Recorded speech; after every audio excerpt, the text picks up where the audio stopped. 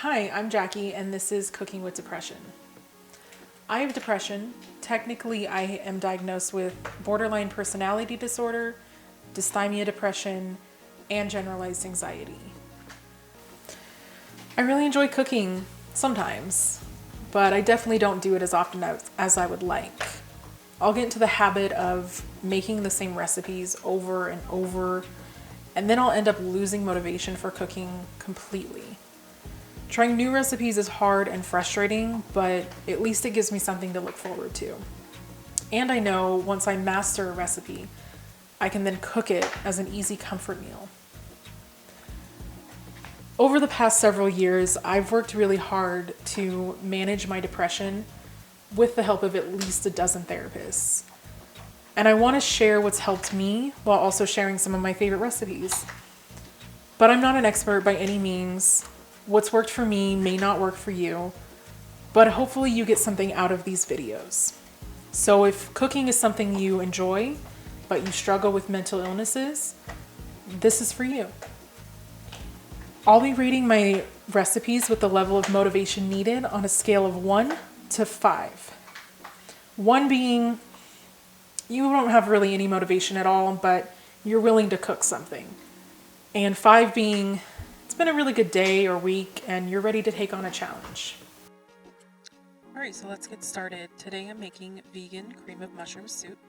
Here's all the ingredients and tools you're going to need.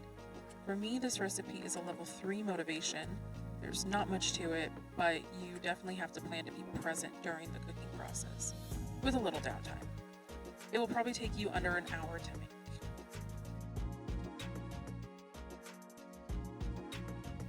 So first I'm going to chop a whole white onion finely. I actually cut it into chunks and then finished it in the food processor, only because we need the food processor later. Otherwise, I wouldn't get it dirty for just an onion. Plus, I cry enough already. I do not need onions to make me cry more. Once that's done, we're going to put those onions aside, or you can save a bowl and skip ahead by tossing them in the pot. But I'm going to finish my prep because it's easier for me to keep track of where I am.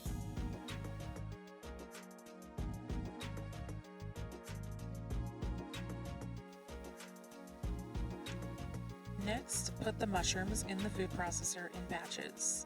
The mushrooms will come out like a paste. While we're working our way through the mushrooms here, I want to talk a little bit about tools. The right tools in the kitchen can make cooking a more enjoyable experience, especially if you're working with limited energy and motivation. I got my food processor as a hand-me-down from my mom, and it actually makes cooking with depression so much easier. It's gone through a lot though. I actually have a new one coming in a couple weeks, which has more features, and I'm super excited about that. But if you don't have a food processor and you can afford one, I would definitely suggest getting one. But you don't have to spend hundreds of dollars because you can actually find some for under $50. And I swear it just cuts down a lot of the effort that you need to put into cooking. And if you don't have a food processor right now, you can use a blender, but I will say it will get a little frustrating because the mushroom paste will get stuck at the bottom. You can also chop them as finely as you can. It really doesn't have to be perfect. As you can see, I still have some chunks left over in mine. Now that the prep is done, using a medium-sized pot on low heat, I'm going to add about a tablespoon of olive oil, the Italian seasoning, or some fresh chopped herbs if you have that instead, and some minced garlic. I like to keep a jar of minced garlic in my fridge because I use it in almost everything. Here I'm going to use about a teaspoon of already minced garlic or 2 cloves. My mom's family is Italian, and I grew up cooking with them a lot, and measuring ingredients was never a science. It was more based on feelings. So don't feel like this has to be exact. A little more or less of anything in this recipe is fine. You know, cooking doesn't have to be perfect. There are definitely some ingredients in some recipes that you want exact measurements for, or not too much of. But my favorite thing about cooking is experimenting with different amounts of flavors that I know I like.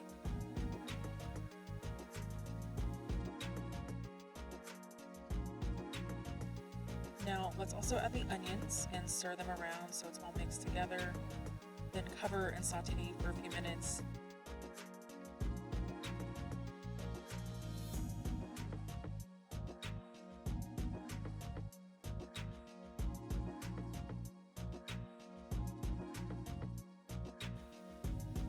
Okay, now add about 2 tablespoons of soy sauce and your mushroom paste to the pot and stir them in with the onions. Then put the lid back on, turning up the heat to medium for about 10 minutes.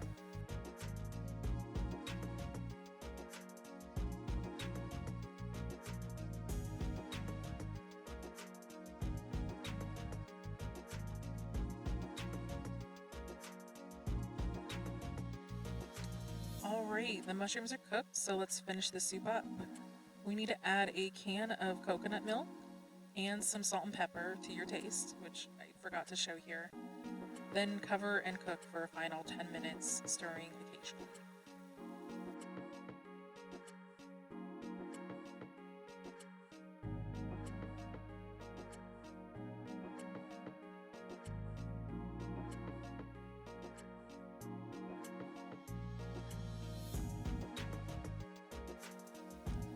Alright, now that the soup is done, take it off the heat and set aside to let cool before making yourself a bowl to enjoy. Or if you're going to use it for another recipe later, like my broccoli souffle, which you can find a link in the description or hopefully in the corner of this video. You can put it in a container and it can go into the fridge for up to 2 weeks.